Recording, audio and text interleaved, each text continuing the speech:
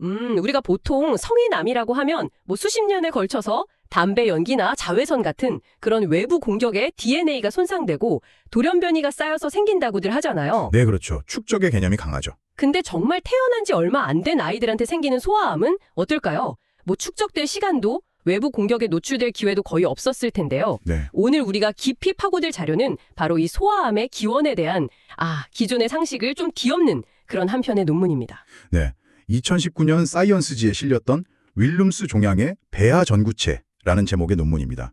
소아심장암의 일종인 윌름스 종양의 뿌리가 대체 어디서 시작되는지 아주 집요하게 추적한 연구죠. 이번 탐구의 목표는 아주 명확합니다. 이 논문이 어떻게 소아암의 시작이 우리가 생각했던 거랑 전혀 다를 수 있다는 좀 충격적인 증거를 제시하는지, 그리고 그 증거를 찾아내기 위해서 어떤 독창적인 탐정 기술을 썼는지, 그 발견이 갖는 의미까지 깊이 있게 들여다보는 겁니다. 맞습니다. 단순히 요약하는 게 아니라 연구의 논리를 같이 한번 따라가 보자는 거죠. 네, 이 연구의 핵심 질문은 딱 이거예요.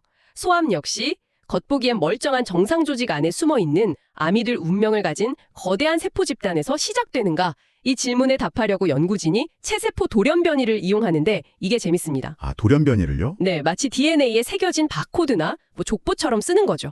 그래서 종양세포랑 주변 정상세포, 그리고 혈액세포가 서로 어떤 관계인지 그 계보를 추적하는 겁니다. 자, 그럼 그 탐정들이 뭘 발견했는지부터 바로 들어가 보죠. 정말 이상한 점이 발견되거든요. 윌름스 종양 환자 23명 중에 14명의 신장에서요. 근데 그 이상한 점이 종양 덩어리가 아니라 종양을 떼어내고 남은, 그러니까 외과 의사가 여기는 깨끗하다고 판단한 정상 신장 조직에서 발견됐다는 게 핵심입니다. 여기서 정상이라는 건 육안으로나 현미경으로 봤을 때 암세포 침투 흔적이 전혀 없는 완벽하게 건강해 보이는 조직을 말하는 거죠. 그렇죠. 그런데 그 속을 유전자 수준에서 들여다봤더니 전혀 다른 이야기가 펼쳐진 겁니다. 구체적인 사례가 아주 흥미롭던데요. PD3772라는 환자 케이스요. 네, 암덩어리에서 발견된 어떤 특정 유전적 표식, 그러니까 돌연변이가 바로 옆에 정상 신장 조직에서도 똑같이 발견됐습니다. 맞아요. 그런데 몸의 다른 부분인 혈액세포에서는 그 표식이 전혀 안 나왔어요. 네. 이건 마치 범죄 현장에서 나온 지문이 유력 용의자한테서도 나왔는데 그 용의자의 집이 아닌 다른 곳에서는 그 지문이 전혀 발견되지 않은 그런 상황 아닌가요? 바로 그 지점부터 이 연구의 진가가 드러납니다. 연구진은 이 현상에 클론성 신장 발생이라는 이름을 붙였습니다.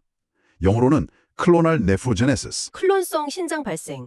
좀 말이 어렵네요. 네, 좀 어려운데 풀어보면 단 하나의 비정상적인 조상세포가 엄청나게 증식해서 겉보기엔 정상인 신장 조직의 상당 부분을 장악해버린 상태라는 뜻입니다. 잠깐만요. 상당 부분이요? 그게 어느 정도길래 이렇게 놀라는 건가요? 그걸 숫자로 증명할 수 있었나요? 조직을 떼서 유전자를 분석했을 텐데 구체적으로 어떤 수치를 본 거죠? 아주 좋은 질문입니다. 연구진은 변이 대립 유전자 빈도, 영어 약자로는 VAF라는 값을 봤습니다. VAF? 네. 쉽게 말해서 분석한 조직 샘플의 전체 DNA 중에서 그 특정 돌연변이 표식을 가진 DNA가 얼마나 되는지 그 비율을 본 겁니다. 그런데 이 VAF 수치가 무려 44%까지 나왔습니다. 44%요? 잠깐만요. 우리 세포는 부모에게서 각각 하나씩 염색체를 받으니까 만약 모든 세포가 그 돌연변이를 가졌다면 VAF는 50%가 나와야 하는 거 아닌가요? 정확합니다. 44%라는 건 거의 모든 세포가 그 돌연변이를 가졌다는 뜻이잖아요. 바로 그겁니다. VAF 44%라는 건 그 조직 샘플을 구성하는 세포의 최대 88%가 바로 그 단 하나의 조상세포에서 유래한 후손들이라는 계산이 나옵니다. 88%요? 네. 신장의 거의 대부분이 하나의 거대한 가족으로 채워져 있다는 거죠. 와, 88%라니 이건 정말 엄청나네요. 수술할 때 눈에 안 보이는 암세포가 조금 섞여 들어갔다거나 실험실 오염 같은 걸로는 도저히 설명할 수 없는 수준을 훨씬 뛰어넘는 수치인데요. 그렇죠. 핵심을 짚으셨습니다. 연구진도 그 가능성, 그러니까 미세한 종양세포의 오염 가능성을 배제하기 위해서 아주 정교한 통계 모델까지 동원해서 검증했습니다. 결론은 명확했어요. 이건 암세포가 아니라 암이 될 준비가 된 전구세포들이 만든 거대한 클론이었습니다. 정상이라는 단어가 오히려 오해를 부를 수 있는 그런 상태였군요. 맞습니다. 88%. 듣고 보니 좀 이상한 생각이 드는데요. 이게 윌름스 종양 환자한테만 나타나는 특별한 현상이 아니라 원래 우리 신장이 다 이런 식으로 거대한 클론 몇 개로 이루어진 조각보 같은 건 아닐까요? 이게 비정상이라는 건 어떻게 확신하죠? 바로 그 질문이 이 논문의 두 번째 핵심 관문입니다. 이게 정말 비정상인가? 아니면 우리가 몰랐던 정상 발달의 한 모습인가? 연구팀은 이 질문에 답하기 위해서 아주 철저하게 세 방향에서 교차 검증을 합니다. 아, 다른 용의자들을 대조신문하는 거군요. 그렇죠. 첫째, 다른 종류의 신장암 환자들과 비교했습니다. 성인에게 흔한 신세포암이나 다른 소아신장 종양 환자들의 조직을 똑같은 방법으로 분석했죠. 결과는 어땠나요? 결과는 놀라웠습니다. 오직 윌림스 종양에서만 종양과 그 주변의 정상 조직이 같은 유전적 표식을 공유하는 패턴이 압도적으로 나타났습니다. 이게 그냥 우연히 몇 번 나온 수준이 아니라 통계적으로 P값이 0.001 미만일 정도로. 와, 이건 진짜다라고 말할 수 있을 만큼 뚜렷한 차이였어요. 그렇군요. 그러니까 이건 일반적인 암 현상이 아니라 아주 특이한 윌림스 종양 현상이다. 이런 강력한 증거네요. 맞습니다. 근데 여전히 의문이 남죠. 그렇죠. 다른 암과 다르다는 건 알겠는데 그럼 암이 아예 없는 진짜 건강한 사람의 신장은 어떤 모습일까? 그걸 알아야 비교가 되잖아요. 아, 그래서 두 번째 검증에 들어가는군요. 진짜 정상 신장의 속살을 들여다본 거네요. 네. 레이저 포획 미세 절제술, LCM이라는 아주 정교한 기술을 썼습니다. 현미경으로 보면서 원하는 세포 그룹만 레이저로 이렇게 싹 오려내는 기술이죠. 아, 정말 정교하겠네요. 네. 이걸로 건강한 신장의 사구체나 세뇨관 같은 아주 작은 구조물들을 하나하나 떼어내서 유전자를 분석했습니다. 그랬더니 결과가 어떻게 나왔나요? 정상 신장은 수많은 세포 가문들이 골고루 섞여 있는 마치 다양한 색의 실로 짜인 테피스트리 같은 다클론성 구조였습니다. 다클론성? 네.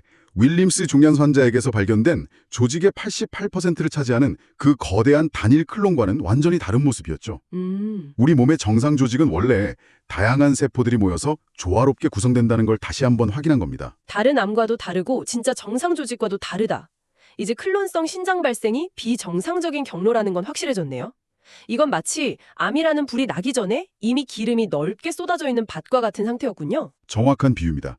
이제 남은 질문은 이것이죠. 대체 무엇이, 어떤 힘이 이 하나의 세포 클론을 이렇게까지 거대하게 키워낸 걸까요? 그렇죠. 여기서 정말 근본적인 질문이 나옵니다. 이 거대한 클론을 만드는 원동력, 즉 최초의 드라이버는 뭘까요? 보통 암이라고 하면 뭐 P53나 KRAS 같은 유명한 암 유전자 돌연변이를 떠올리게 되는데요. 여기서 이 논문의 가장 극적인 반전이 나옵니다. 연구진은 이 거대한 클론을 추적하는 데 사용했던 그 유전적 표식, 즉 돌연변이들 자체에서는 명확한 암 유발 신호를 찾지 못했습니다. 잠깐만요. 그럼 아까 범죄 현장과 용의자에게서 발견된 공통된 지문이 정작 범행 도구는 아니었다는 말인가요? 네, 그 돌연변이는 그냥 클론을 추적하기 위한 꼬리표 같은 역할만 한 거고요. 정확히 보셨습니다. 바로 그 점이 이 연구의 핵심 반전 중 하나입니다. 지문은 맞는데 살인을 저지른 총알은 아니었던 거죠. 그래서 연구진은 다른 용의자를 찾기 시작합니다. DNA 염기 서열 자체의 변화, 즉 하드웨어의 고장이 아니라 그 유전자를 켜고 끄는 방식, 즉 소프트웨어의 오류는 아닐까 하고요. 아, 후성 유전학적 변화. 그러니까 DNA 메틸화와 같은 것들을 의심하기 시작했군요. 네, 그리고 그 예상이 적중했습니다.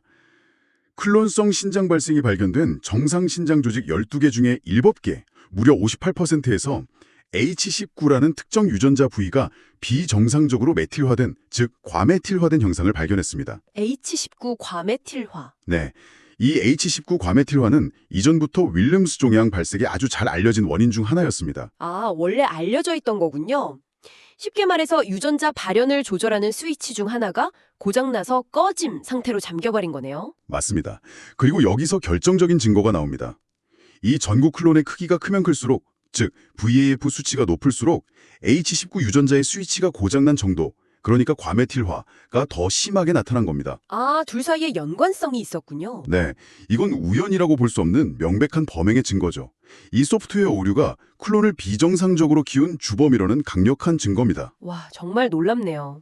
암의 시작이 DNA 코드의 직접적인 파괴가 아니라 그 코드를 읽는 운영체제의 오류일 수 있다니. 이건 성인암과는 다른 소아암의 근본적인 특성을 보여주는 것일 수도 있겠어요. 그렇죠. 그러니까 태어나는 순간, 아니 그보다 훨씬 전인 엄마 뱃속의 배아 단계에서부터 하나의 신장 대부분은 이미 암으로 가는 고속도로에 올라타 있었다는 거네요. 이건 질병의 시작이라는 개념 자체를 다시 생각하게 만듭니다. 그렇습니다. 특히 양쪽 신장에 모두 종양이 생긴 환자들의 사례는 그 의미를 더욱 명확하게 보여줍니다. 일부 환자의 경우 왼쪽 신장의 종양과 오른쪽 신장의 종양이 모두 같은 클론성 신장 발생, 즉 같은 조상세포에서 유래한 것으로 나타났습니다. 잠깐만요. 지금 제가 제대로 이해한 건가요? 왼쪽과 오른쪽 신장은 완전히 분리된 장기인데 두 곳에 생긴 암의 뿌리가 같다고요? 네, 그게 어떻게 가능하죠? 이건 암이 생기는 시점에 대한 우리 상식을 완전히 뒤엎는 이야기인데요. 상상하기 어렵죠. 그래서 비유를 한번 들어보겠습니다. 마치 빵 반죽을 하나로 크게 만들 때 거기에 파란색 식용색소 한 방울을 떨어뜨렸다고 상상해 보세요. 네. 그리고 그 반죽을 잘 섞은 뒤에 둘로 나눠서 각각 다른 빵 틀에 넣어 구웠습니다. 나중에 완성된 두 개의 빵을 잘라보면 둘 다 푸른 줄무늬가 보이겠죠? 아, 그렇겠네요. 두 빵에서 발견된 줄무늬는 결국 맨 처음 반죽에 떨어뜨린 그 하나의 색소방울에서 시작된 겁니다. 아, 이해가 되네요. 양쪽 신장에서 발견된 암의 뿌리가 같다는 게 바로 이런 의미입니다.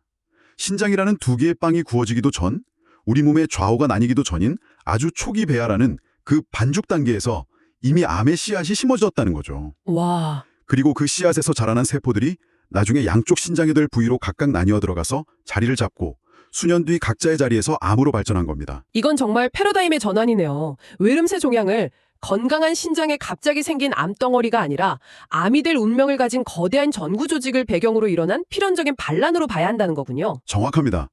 이 논문은 윌리엄스 종양이 발생하는 두 가지 큰 경로를 제시합니다. 하나는 11번 염색체의 특정 부위가 통째로 사라지는 유전적 사건을 통해 직접적으로 암이 발생하는 기존에 알려진 경로고요. 네. 다른 하나는 오늘 우리가 계속 이야기한 H19 과메틸화라는 소프트웨어 오류를 동반한 클론성 신장 발생이라는 전구 단계를 거쳐 간접적으로 암이 발생하는 새로운 경로죠. 흥미롭게도 이 두 가지 길은 거의 겹치지 않았어요. 환자들은 이쪽 길이거나 저쪽 길이지 둘 다인 경우는 거의 없었다는 겁니다. 마치 암으로 가는 두 개의 다른 설계도가 있는 것 같네요.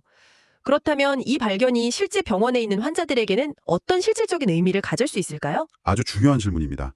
당장 임상에 적용될 수 있는 가능성을 제시합니다. 예를 들어 수술로 종양을 성공적으로 제거했더라도 남아있는 정상처럼 보이는 신장 조직에 이 전구 클론이 얼마나 넓게 퍼져 있는지를 검사해 볼 수 있겠죠. 아, 그럴 수 있겠군요. 만약 이 클론이 넓게 퍼져 있다면 재발 위험이 더 높다고 예측하고 더 적극적인 추적 관찰을 하거나 다른 치료 전략을 고려해 볼 수 있습니다. 네, 질병의 뿌리를 이해하는 것이 곧 미래의 위험을 예측하는 지도가 될 수 있는 거죠. 알겠습니다. 그럼 오늘 탐구를 한번 정리해보죠.